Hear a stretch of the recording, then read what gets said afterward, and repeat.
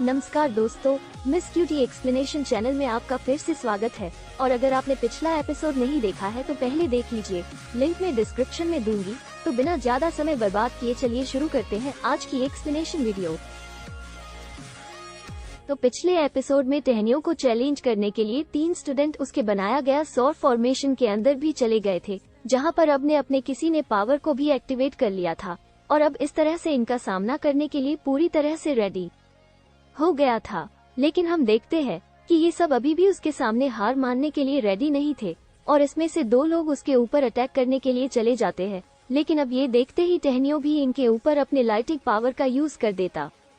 है, जो कि इतनी ज्यादा पावरफुल होती है कि इसके सामने वो एक पल के लिए भी नहीं टिक पाता और इस तरह से टहनी जी से जख्मी करके नीचे गिरा देता है। अब इसके इस पाक को देखते ही दूसरे आदमी की हालत काफी खराब हो गई थी, लेकिन तभी अचानक से टहनी हुई इसके ऊपर भी अपने पावर का यूज करके अटैक कर देता है, जिसके बाद अब वो इसके पावर के सामने कुछ भी नहीं कर पाता और इस तरह से टेन यूज से भी बहुत ही आसानी से मार देता है। वहीं दूसरी तरफ हम देखते हैं कि अब इनके सीनियर को टहनियों के ऊपर काफी गुस्सा आने लगा था और अब वो भी इसके ऊपर अटैक करने के लिए रेडी हो जाता है। लेकिन अभी इसके कुछ कर पाने के पहले ही कैन यू फिर से अपने पावर का यूज करना शुरू कर देता है, जिसके बाद हम देखते हैं कि अब यहाँ पर एक लाइटिंग पावर वाला ड्रैगन बाहर आ गया था, जो कि अपने पावर का यूज करके इस लड़के के ऊपर अटैक करना शुरू कर देता है। अब इसके पावर को देखते ही लड़के की हालत पूरी तरह से खराब हो गई थी और इसके बाद वो किसी तरह से खुद को बचाने के लिए अपनी पूरी कोशिश करने लगता है, लेकिन फिर भी इसके इस पार से खुद को बचा पाना इतना भी आसान नहीं था, जिसकी वजह से अब उसे इसके दौरान काफी दिक्कत होने लगती है। उसके बाद हम देखते हैं कि वो खुद को बचाने के लिए अपने तलवार का यूज करना शुरू कर देता है और इस तरह से वो टहनियों के लाइटनिंग पावर को रोकना शुरू कर देता है, जिसमें कुछ देर के बाद वो कामयाब भी हो जाता है। अब इस तरीके से उसने अपनी जान को बचा लिया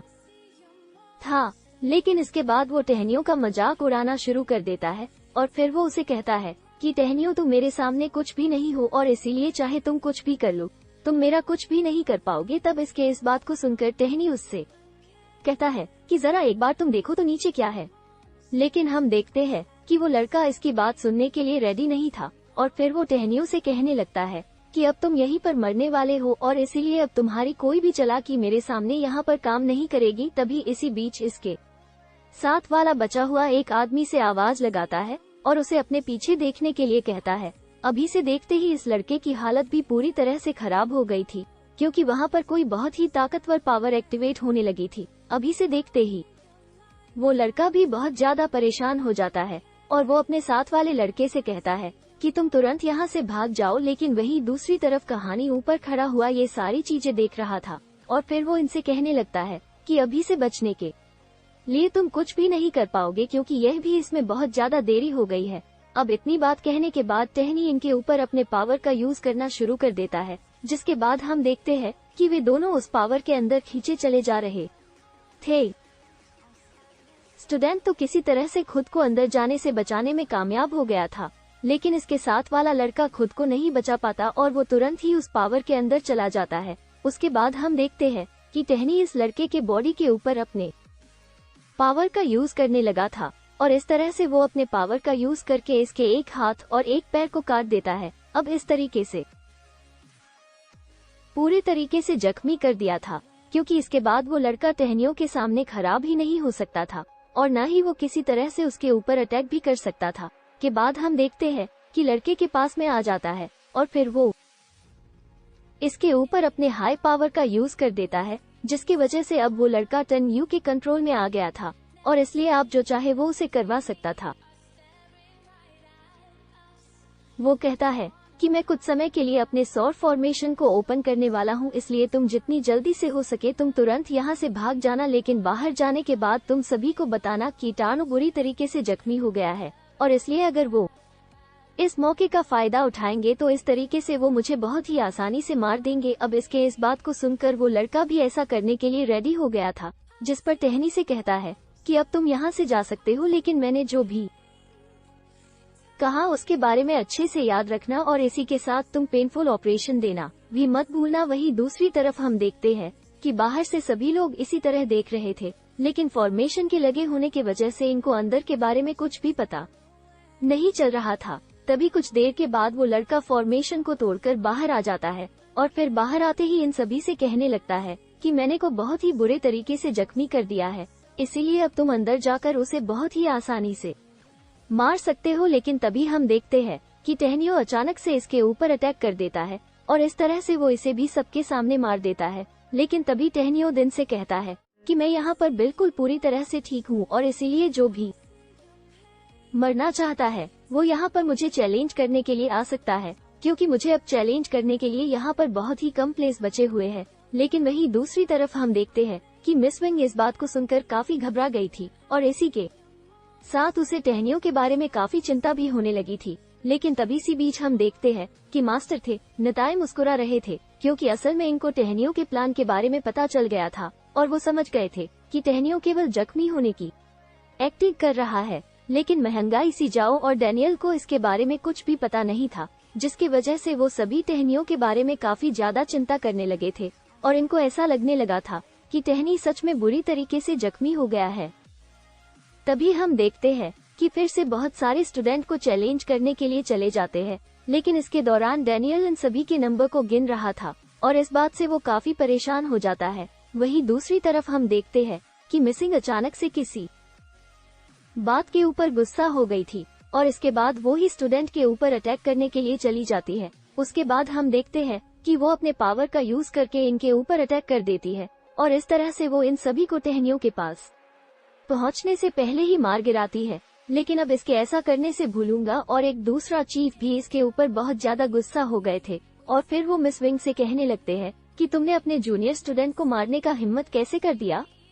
क्योंकि जहाँ चीज तो बिल्कुल ही नियम के खिलाफ है। इसी के साथ इनमें से दूसरा चीफ मिसिंग से कहता है कि जहाँ तो 9 डिवीजन ग्राउंड कंपटीशन है, लेकिन अब ऐसा करके तुमने यहाँ के रूल को तोड़ दिया है और इसके अलावा तुमने तो इनोसेंट स्टूडेंट्स को भी जानबूझ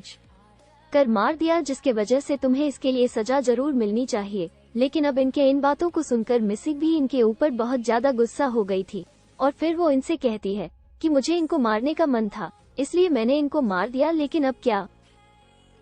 तुम इसके बारे में और भी सवाल करना चाहते हो? अब इसके इस बात को सुनकर इसमें से दूसरा चीफ इसके ऊपर काफी गुस्सा हो गया था और अब इसके तुरंत बाद ही वो इसके बारे में शिकायत करने के लिए मास्टर के पास में भी आ जाता है और फिर वो इनसे कहने लगता है कि मिसिंग ने ऐसा करके यहाँ के रूल को तोड़ दिया आए है, जिसकी वजह से इस बात के लिए उसे सजा जरूर मिलनी चाहिए। और तभी बूम भी मास्टर से कहने लगता है कि मिसिंग को तो यहाँ के रूल के बारे में कोई भी चिंता नहीं है और इसके अलावा उसने तो आपकी आंखों के सामने ही उस रोल को भी तोड़ दिया। अब इस तरह से ये दोनों मिलकर मिसिंग के ऊपर इल्जाम लगाने लगे थे और फिर वो मास्टर थे नताए से कहने लगते हैं कि मिसिंग के इस गलती के लिए उसे मौत की सजा मिलनी चाहिए। लेकिन तभी हम देखते हैं कि इनकी बातों को सुनकर मास्टर टेन था इनके ऊपर ही गुस्सा हो गए थे और फिर वो गुस्से में इन दोनों से कहते हैं कि तुम अपनी बकवास करना बंद करो और इसी के साथ वो इनके ऊपर अटैक भी कर देते हैं। अभी इस बात की वजह से इन दोनों की हालत बहुत ही ज्यादा खराब हो गई थी और फिर वो मास्टर थे नताए से कहने लगते हैं कि आखिर हमने कौन सी गलती कर दी जिसकी वजह से आपने हमारे ऊपर ही अटैक कर दिया। तब इनके इस बात को सुनकर मास्टर जी कहते हैं तुम्हें क्या नहीं पता कि तुमने कौन सी गलती कर दी। और इसके बाद वो यहाँ पर खड़े सभी स्टूडेंट से कहते हैं कि तुम में से कौन इनकी गलती को बताएगा। लेकिन हम देखते हैं कि इस बात को सुनकर सभी स्टूडेंट काफी ज्यादा डर गए थे, जिसकी वजह से इनमें से कोई भी मास्टर थे नताए के सामने बात करने की हिम्मत नहीं कर पाता। लेकिन तभी हम देखते हैं कि डैनियल इसके बारे में बात करने के लिए रेडी हो